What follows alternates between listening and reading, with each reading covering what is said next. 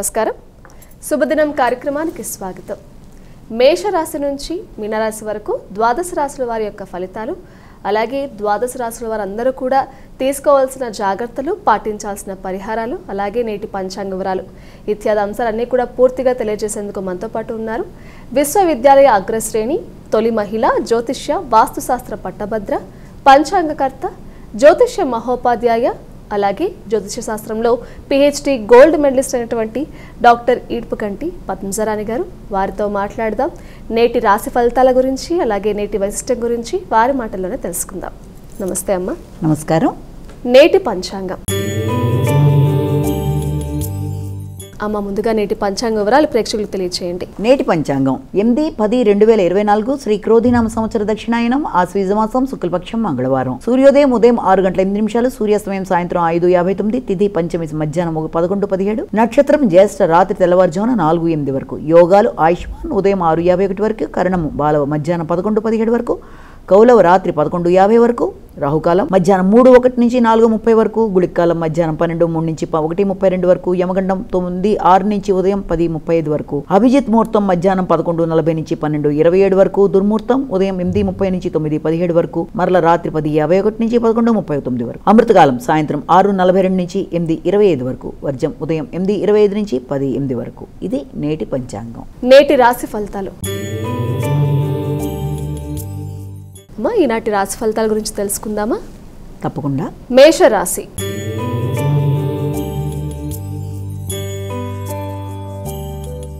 అమ్మ, మరి ముందుగా మేషరాశి వారికి ఈరోజు ఎలా ఉండబోతోంది? మేషరాశిలోకి వచ్చిన నక్షత్రాల ముందు తెలుసుకుందాము. అశ్విని, భరణి, కృత్తిక 1వ పాదం. మేషరాశి వారికి ఈ రోజున కార్యక్రమాలలో ఎక్కువ శ్రద్ధతో, జాగ్రత్తతో ముందుకు వెళ్ళాలి. ముఖ్యంగా కుటుంబ వ్యవహారాలలో, ఆదాయ సంబంధమైన విషయాలలో ఆచితూచి వ్యవహరించాలి. అనుకోని వ్యక్తులతో కలహం రాకుండా మాట్లాడేటప్పుడు జాగ్రత్త తీసుకుంటూ ముందుకు వెళ్ళినట్లయితే సమస్యల్ని అధిగమించవచ్చు. వృషభ రాశి.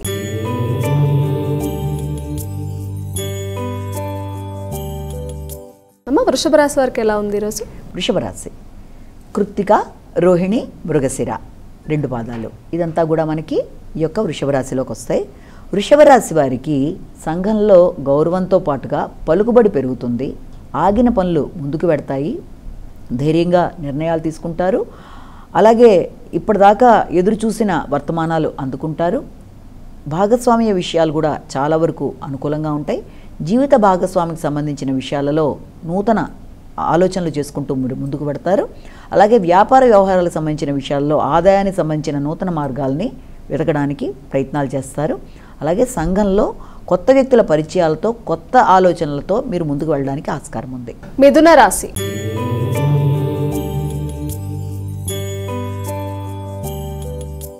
మా మిథున రాశి వారికి ఈరోజు ఎలా ఉండబోతోంది? మిథున రాశిలోకి వచ్చిన నక్షత్రాలు తీసుకున్నట్లయితే మెయిన్గా దాంట్లోకి వచ్చిన నక్షత్రాలు మృగశిర, ఆరుద్ర, పునర్వసు 1, 2, 3 పాదాలు. ఈ యొక్క మిథున రాశి వాళ్ళకి ఈ రోజున ప్రతి కార్యక్రమంలోనూ ఆకస్మికమైన ఖర్చులు, అనుకోని ఖర్చుల వల్ల కొంత చికాకులు అధికంగా ఉన్నప్పటికీ మీకు వచ్చే కొత్త ఆలోచనలు, అంటే రుణాలు చెల్లించడంతో పాటుగా శత్రువుల మీద విజయాన్ని సాధించడంతో పాటుగా విద్యార్థులు కాంపిటేటివ్ ఎగ్జామ్స్కి సంబంధించిన విషయాల్లో ఎక్కువ కృషి చేస్తారు. అలాగే పెట్టుబడుల కోసం మీరు ప్రయత్నాలు చేస్తారు. అంతేకాకుండా విద్యా సంబంధమైన విషయాల్లో, దూర ప్రదేశాలలో విద్య కోసం చేసే ప్రయత్నాలు కొంత అధికంగా ఉంటాయి. అలాగే బంధువులతో వ్యవహరించేటప్పుడు జాగ్రత్తలు తీసుకుంటూ ముందుకు వెళ్ళినట్లయితే సమస్యలు ఉత్పన్నమయ్యే అవకాశాలు అనేవి ఉండవు. కర్కాటక రాశి.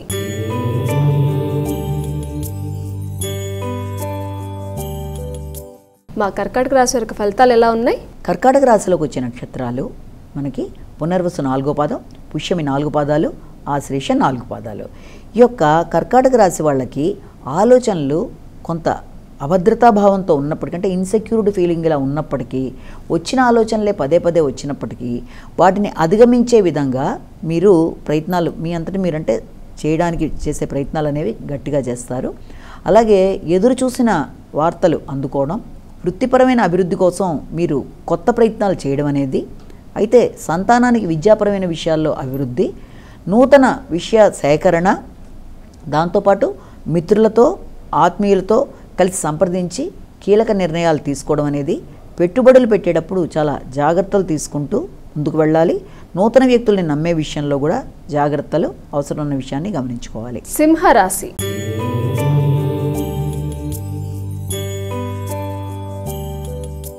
మరి సింహరాశి వారికి ఎలా ఉందండి ఈరోజు? సింహరాశిలోకి వచ్చే నక్షత్రాలు మఖ, పుబ్బ, ఉత్తర 1వ పాదం. సింహరాశి వారికి ఈ రోజున మిత్రులు, తోబుట్టువులు సహకారం అనేది బాగుంటుంది.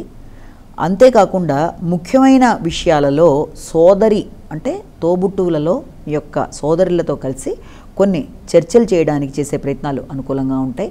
వృత్తిపరమైన ప్రయాణాలు చాలా వరకు చేయడానికి ప్రయత్నం చేస్తారు. అయితే గృహాన్ని అందంగా అలంకరించుకోవడానికి ఎక్కువ ఖర్చు పెట్టి గృహోపకరణాలు తీసుకురావడం, అలాగే గృహంలో ముఖ్యంగా కొత్త రకమైన రిపేర్లు కానీ లేకపోతే గృహాలంకరణ విషయంలో ఎక్కువ శ్రద్ధ చూపించడం కానీ, దినచర్య విషయంలో కానీ గృహానికి సంబంధించిన విషయంలో ఎక్కువ శ్రద్ధతో ఈ రోజున రోజంతా బిజీగా ఉండడానికి కూడా ఆస్కారాలనే ఉన్నాయి. కన్యా రాశి.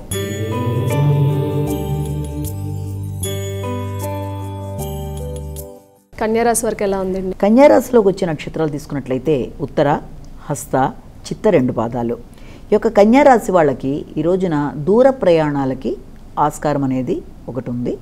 అలాగే దూర ప్రదేశాలలో విద్యకు సంబంధించిన విషయాలలో కొంత మీకు సమాచారాన్ని అందుకోవడం అనేది, సామాజిక సేవ, గుర్తింపు, గౌరవం అనేది, అలాగే ప్రయాణాలకు సంబంధించిన విషయాల్లో ఆధ్యాత్మిక సంబంధించిన ఆలోచనలు అధికంగా ఉండడం, తండ్రితో చర్చించి కీలక నిర్ణయాలు తీసుకోవడానికి ఆస్కారం ఉంది.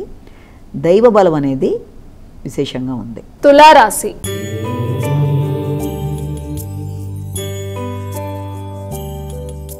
తులారాశి వారి ఫలితాలు ఎలా ఉన్నాయండి? తులారాశికి సంబంధించిన నక్షత్రాలు తీసుకున్నట్లయితే తులారాశికి సంబంధించిన నక్షత్రాలు మనకి ఈ యొక్క చిత్త 2 పాదాలు, స్వాతి 4 పాదాలు, విశాఖ మొదటి 3 పాదాలు తులారాశిలోకి వస్తాయి. తులారాశి వారికి ఈ రోజున ప్రతి విషయంలో కూడా వీలైనంత జాగ్రత్తలు తీసుకుంటూ ముందుకు వెళ్ళాలి. ఎవరికన్నా మాట ఇచ్చేటప్పుడు కానీ, ఆర్థికంగా సహాయాన్ని అందించేటప్పుడు కానీ, మీకు రావాల్సిన ఆదాయ విషయాల్లో కానీ, కుటుంబ వాతావరణంలో కానీ వీలైనంత జాగ్రత్తలు కూడా అవసరమవుతుంది. అంతేకాకుండా మాట్లాడేటప్పుడు వీలైనంత జాగ్రత్తగా ఆలోచించి నిర్ణయం తీసుకున్నాక మాట్లాడడం అనేది మంచిది. అలాగే ఆకస్మికమైన అనుకోని పెట్టుబడుల వల్ల కొంత ఆర్థికమైన విషయాల్లో ఇబ్బందులు అనేవి ఎదుర్కోవచ్చు. ఇంతకుముందు పెట్టిన పెట్టుబడుల విషయంలో కొంత మనస్తాపానికి సంబంధించిన విషయాలు కానీ, లేకపోతే మనసుకు కొంచెం ఘర్షణాత్మకమైన వాతావరణం కానీ ఉండే అవకాశం ఉన్న రీత్యా కుటుంబ, ఆర్థిక, ఆదాయ, వాగ్దాన విషయాల్లో జాగ్రత్తలు వహిస్తూ ముందుకెళ్ళాలి. వృశ్చిక రాశి.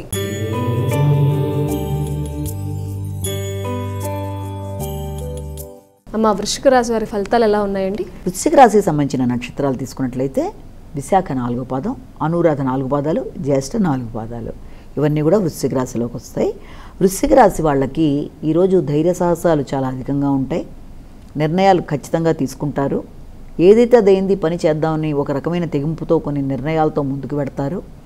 దానికి మీ యొక్క వ్యక్తిగతమైన విషయాలలో మీ యొక్క భాగస్వామి కానీ, లేకపోతే మీకు సంఘంలో నూతన వ్యక్తుల పరిచయాలతో వాళ్ళ యొక్క ధైర్యం, మద్దతు కానీ లభించే అవకాశం ఉంది. చిన్ననాటి మిత్రుల సహకారంతో కానీ, భాగస్వామి సలహా సహకారాలతో కానీ ముందుకు వెళ్ళి అసాధ్యమైన కార్యక్రమాలను చేయడానికి ఈ రోజున చేసే ప్రయత్నాలు అధికంగా ఉంటాయి. ధనస్సు రాశి.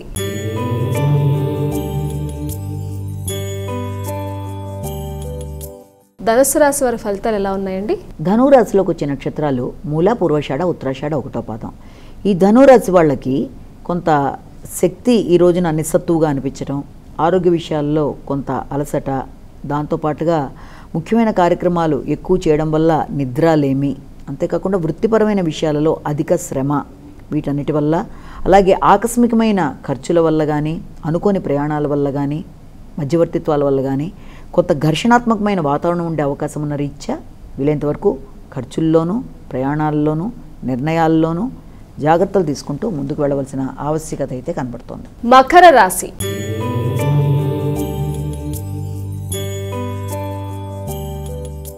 మకర రాశి వారికి ఎలా ఉందండి ఈరోజు? మకర రాశిలోకి వచ్చిన నక్షత్రాలు మనకి ఉత్తరాషాఢ మిగిలిన పాదాలు, శ్రవణం 4 పాదాలు, ధనిష్ట 2 పాదాలు. ఈ యొక్క మకర రాశి వాళ్ళకి ఈ రోజున ముఖ్యమైన కార్యక్రమాలు చాలా వరకు అనుకూలంగా ఉంటాయి. భాగస్వామికి సంబంధించిన అభివృద్ధి, అలాగే ఆదాయానికి సంబంధించిన విషయాల్లో వారి ఆదాయానికి సంబంధించిన విషయాలు కానీ, లేకపోతే మీరు ఏదన్నా ఆల్రెడీ ఎవరితో కలిపి చేస్తున్న జాయింట్ విషయాల్లో కానీ కొన్ని సమాచారాలు మీకు కొంత ఆనందాన్ని కలిగించడం, అలాగే దాంతోపాటుగా మీకు వ్యక్తిగతంగా ఆగిన పనులు చాలా వరకు ముందుకు వెళ్ళడం, మానసిక ఘర్షణ కొంతవరకు తగ్గడం, మానసిక ప్రశాంతతకి సంబంధించిన విషయాలు కొంతవరకు అనుకూలంగా ఉండడం మొదలైన వాటికి ఆస్కారం ఉంది. కుంభరాశి.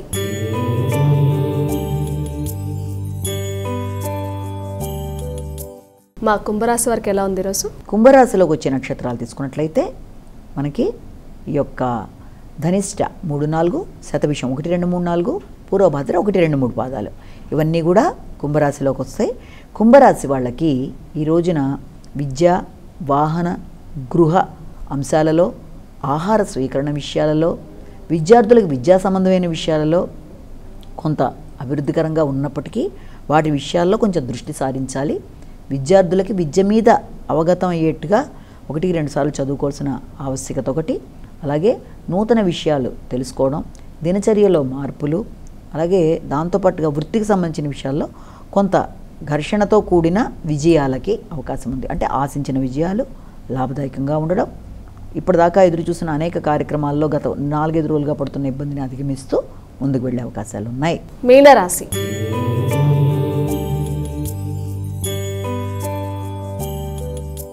చివరిగా ద్వాదశ రాశుల్లో చివరి రాశి అయినటువంటి మీనరాశి వారికి ఎలా ఉందండి ఈరోజు? మీనరాశిలోకి వచ్చే నక్షత్రాల్లో పూర్వభద్ర 4వ పాదం, ఉత్తరాభద్ర 4 పాదాలు, రేవతి 4 పాదాలు. వీరికి ఈ రోజున దూర ప్రదేశాల నుంచి ముఖ్యమైన ఆహ్వానాలు కానీ, లేకపోతే ఏదన్నా వ్యక్తిగతంగా ఆధ్యాత్మిక విషయాలలో పాల్గొనడం కానీ, తండ్రి, పెద్దలు, గురువుల సహకారాన్ని లభించడం, విద్యార్థులకు ఉన్నత విద్య కోసం అధికంగా కృషి చేయడం, అలాగే దగ్గర ప్రయాణాలు, ఆ ప్రయాణాల వల్ల చాలా వరకు మీకు మిశ్రమమైన ఫలితాలు రావడం, మధ్యవర్తిత్వంగా ఉండే ప్రయత్నాలు చేయడం మొదలైన వాటికి ఆస్కారం ఉంది.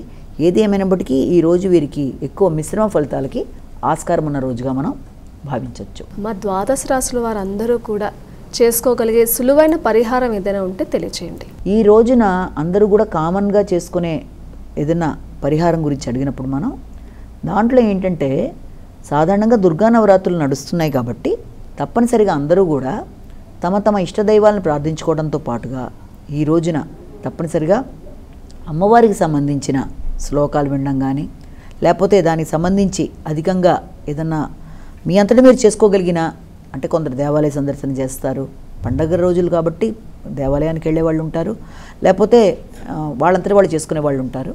ఏదేమైనప్పటికీ తమకి నచ్చిన విధంగా చేసుకుంటూ అమ్మవారికి సంబంధించిన శ్లోకాలు వినడం అనేది అన్నిటికంటే ఉత్తమమైన మార్గం.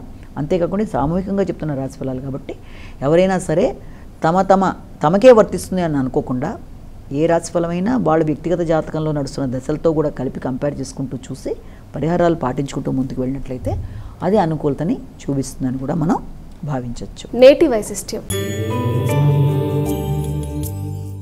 అలాగే నేటి వైశిష్ట్యంలో భాగంగా దేవి నవరాత్రులు నడుస్తూ ఉన్నాయి. ప్రతి ఒక్కరూ కూడా వాళ్ళ ఇంట్లో కూడా అమ్మవారిని అదే రూపంలో అలంకరించుకొని నైవేద్యాలు సమర్పించి ఆరాధిస్తూ ఉంటారు.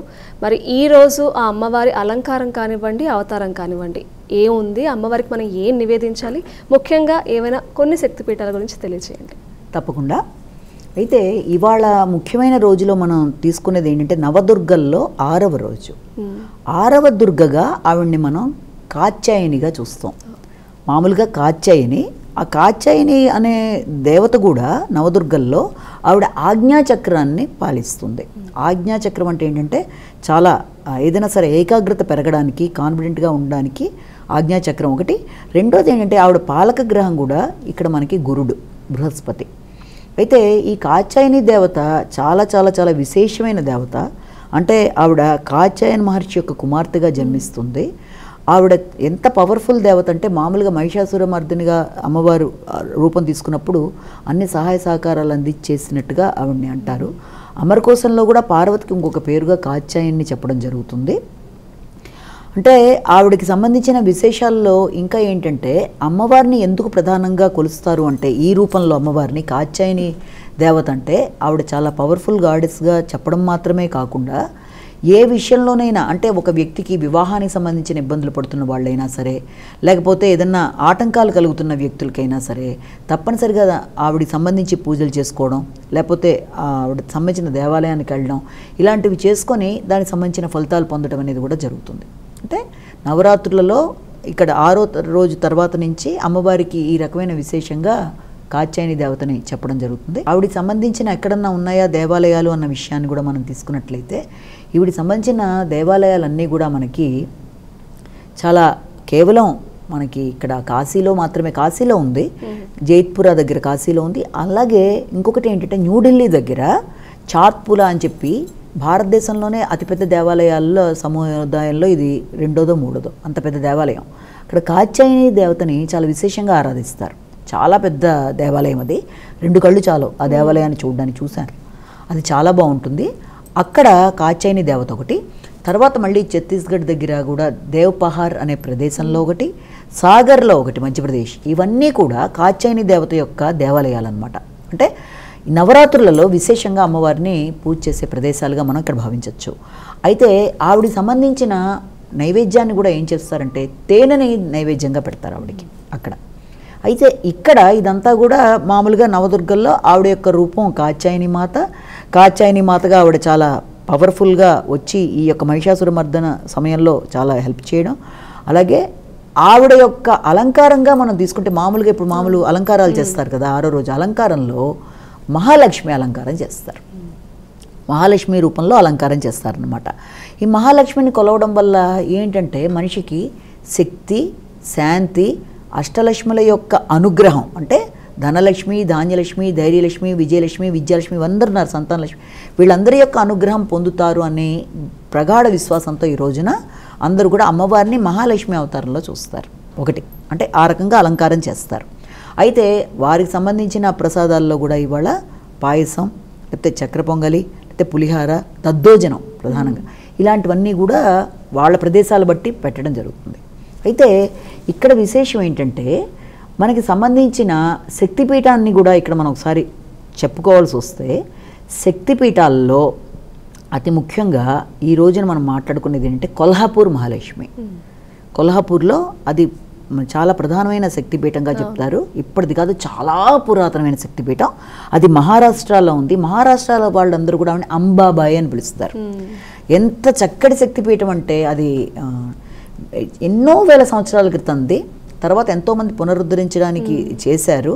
అంతా కూడా చక్కటి ఆ దేవాలయ ఆకృతి, దాని మీద విశేషాలు, 5 గోపురాలతో ఉంటుంది ప్రధానంగా. 5 గోపురాల్లో ప్రధానంగా ఒక గోపురంలో తూర్పు గోపురం కింద అమ్మవారు నిలవై ఉంటారు. ఆవిడని చాలా విశేషంగా అలంకారం చేస్తారు. అసలు ఎంత దూరం నడవాలంటే లోపల అది అంత చక్కటి వాస్తు శిల్పంలాగా చెక్కి చాలా చక్కగా టెంపుల్ అంతా కూడా స్తంభాలు ఆర్చి తీర్చినట్టుగా దాన్ని చెక్కిన విధానం చాలా చాలా బాగుంటుంది అది. అలాగే అది మనకి 7వ శక్తిపీఠంగా చెప్తారు, మొదటి పాయింట్. అలాగే ఆ 7వ శక్తిపీఠంతో పాటుగా అక్కడ అమ్మవారి కళ్ళు పడ్డాయి అంటారు. అంటే శక్తి అంటే సతీదేవిని శివుడు తీసుకెడుతున్నప్పుడు ఆ ఒక్క అంగం ఒక చోట పడినప్పుడు ఆవిడ కళ్ళు అక్కడ పడ్డ స్థలంగా చెప్తారు. అది చాలా విశేషంగా అక్కడ అనేక దేవాలయాలు మాత్రమే కాకుండా ఇక్కడ పంచగంగా క్షేత్రం అంటే 5 గంగలు కలిసిన ఒక క్షేత్రం దగ్గర ఆ ప్రదేశంలో అమ్మవారి యొక్క దేవాలయం ఉంటుంది. అది వాళ్ళ యొక్క శైలిలో దాన్ని కట్టడం జరిగింది. అంటే ఈ యొక్క మహారాష్ట్ర మోడల్. దాన్ని ఛత్రపతి శివాజీ సమయం వచ్చేప్పుడు 17వ శతాబ్దం తర్వాత చాలా బాగా ఆయన ఎక్స్టెండ్ చేయడం జరిగింది. అంటే ఇవన్నీ కూడా దేవాలయాల విషయంలో ఆయన చాలా ఇది చేయడం జరిగింది. కాబట్టి ఆ రకంగా ఆ కొల్హాపూర్ మహాలక్ష్మిని, ఎందుకంటే ఆవిడ మహాశక్తి, మహాలక్ష్మి, మహాకాళి, మహాసరస్వతిలా అనుకుంటారు కాబట్టి అక్కడ ఆవిడ యొక్క టెంపుల్లో ఆ యొక్క విగ్రహాలను కూడా ఉంటారు. ఆ దేవాలయం యొక్క ప్రాముఖ్యతలో ఏంటంటే ప్రధానంగా చెప్పేది, సూర్యగ్రహణం నాడు 3,000,000 దేవతలు అక్కడ కొలువై ఉంటారు. ఆ తీర్థంలో కనుక స్నానం చేస్తే పంచమహాపాతకాలు పోతాయని చాలా పెద్ద ప్రాంగణం ఆ గుడి అంతా కూడాను. అక్కడ అదొక రకమైన విశేషం ఉంది. కథ గురించి కూడా చెప్పేటప్పుడు ఏం చెప్తారంటే స్థానికంగా చెప్పే రకరకాల వాట్లల్లో దాన్ని ఈ కొల్హాపూర్ని ఇంతకుముందు కరవీరపురం అని కూడా అనేవాళ్ళు. అంటే అమ్మవారు అది దేవాలయం ఇదైపోతున్నప్పుడు వాటర్లో ఆవిడ తన చేతులతో ఎత్తి దాన్ని ఆపింది అని చెప్పి కరవీర మహాలక్ష్మిగా ఆవిడని చెప్తారు. అలాగే ఆవిడ కొల్హాపూర్ అంటే ఆ కొల్హాపూర్లో కూడా ఒక రాక్షసుడి పేరు మీద ఆవిడ అతనితో యుద్ధం చేసి అది ఏర్పరిచింది అని కూడా అంటారు. ఇంకా కొన్ని విశేషాల్లో ఏం చెప్తారంటే పూర్వకాలంలో అగస్త్యుడు ప్రతిరోజు వెళ్ళి మనకి శంకరుణ్ణి పూజ చేసుకునేవాడు. ఆయన అంటే ఇక్కడికి వెళ్ళి ఎక్కడ మన కాశీ. తర్వాత రాను కొంతకాలం గడిచిన తర్వాత ఆయన ఏమంటారంటే నేను పెద్దవాడిని అయిపోయాను కదా, నేను ప్రతిరోజు రాలేకపోతున్నాను అనే బాధని వెళ్ళిబురిచినప్పుడు అయితే దాంతోపాటు సమానంగా అంతే శక్తి ఉన్నట్టుగా ఉండేది కొల్హాపూర్ని చూపించి అక్కడ మీరు చేసిన, ఎందుకంటే దేవతలు వాళ్ళందరూ ఋషులు ఎంతమంది ప్రార్థనలు చేసిన ప్రదేశం అది. అతి పురాతనంగా ఉంటుంది దేవాలయం, అంత శక్తివంతమైన దేవాలయం. అసలు ఒక రకమైన విపరీతమైన వైబ్రేషన్స్ వస్తాయి ఆ టెంపుల్లోకి వెళ్తే. అంటే ఆ రకంగా అమ్మవారికి చేసేది, తర్వాత ఇచ్చే హారతులు, తర్వాత ప్రత్యేకంగా మనకి క్యూ లైన్స్ కానీ స్త్రీలకి పురుషులకు కానీ అవి చాలా చక్కగా ఉండడం అనేది, అంటే ఒక్క ప్రదేశంలో ఒక రకమైన కథలు చెప్పినప్పటికీ కూడా అతి ప్రధానంగా చెప్పేది ఏంటంటే ఈ అగస్త్యుడికి సంబంధించిన కథ శివుడు ఏర్పరిచాడన్నది, అలాగే అమ్మవారు మహాలక్ష్మి రూపంలో ఇక్కడ కొలువై ఉన్నారు అని. అంటే ఆ రకంగా రకరకాల కథలు ఉన్నప్పటికీ కూడా ప్రత్యేకంగా మాత్రం ఈ రోజుకి అది నిత్య నూతనంగా అక్కడ విష్ణుమూర్తి లక్ష్మీదేవి ఎప్పటికీ అక్కడ పర్మనెంట్గా ఉంటారు, అముక్తంగా అక్కడ ఉంటారు అని ఒక మాట కూడా అంటారు. ఎలా అయితే శంకరుడు నీకు ఈ యొక్క ఈశ్వరుడి యొక్క ప్రధానమైన ప్రదేశం మనం కాశీని అనుకుంటామో ఆయన ఎప్పుడూ దాన్ని వదలడంటారో, అలాగే అమ్మవారు కూడా ఈ ప్రదేశాన్ని వదలరు అన్నంత ఒక భావన ఇక్కడ చాలా అధికంగా ఉంది.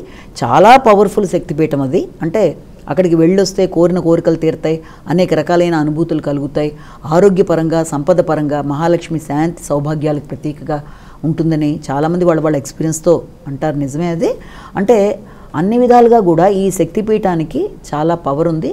ప్లస్ అక్కడ కూడా అన్నదానాలు కానీ లేకపోతే అక్కడ అన్ని రకాల పూజలు, కుంకుమార్చనలు, ముఖ్యంగా ఈ నవరాత్రి సమయంలో చాలా చక్కటి పూజలు జరుగుతాయి. అమ్మవారికి సంబంధించి చాలా చక్కగా అలంకరిస్తారు, చాలా సంపన్నంగా అమ్మవారిని డెకరేట్ చేయడం. అందులో ఇంకొక ప్రధానం ఏంటంటే మనకి ఈ యొక్క దత్తాత్రేయుడు ప్రతిరోజు ఏదో సమయంలో అక్కడ భిక్షకు కూడా వస్తాడు అంటారు ఆ ప్రదేశాన్ని. అంత పవర్ఫుల్ అనమాట. అమ్మవారి దేవాలయానికి భిక్షకి ఆయన ఖచ్చితంగా ఏదో సమయంలో వస్తాడని చెప్పి దత్తాత్రేయుడిని కూడా అంటారు. కాబట్టి ఇది అనేక మంది దేవతలకి దేవుడు అంటే శివుడు, తర్వాత విష్ణుమూర్తి, ఋషులు రాయి రూపంలో, నీటి రూపంలో, ఇసుక రేణువుల రూపంలో అక్కడ ఉన్నారు అని చాలా వివరంగా దాని గురించి అంటారు. చాలా మంచి ప్రదేశం అది. కొల్హాపూర్ మహాలక్ష్మిని ఇవాళ మనం తలుచుకోవడం.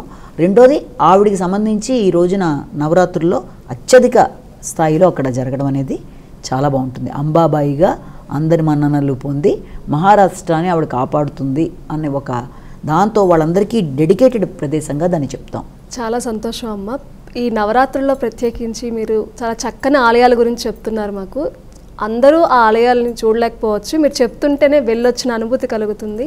అలాగే ఈరోజు రాశి ఫలితాల గురించి ప్రేక్షకులు తెలియజేసినందుకు ధన్యవాదాలు. వీక్షించారు కదండి, ఇది ఈనాటి శుభదినం కార్యక్రమం. తిరిగి రేపటి కార్యక్రమంలో మళ్ళీ కలుసుకుందాం. అంతవరకు సెలవు. నమస్కారం.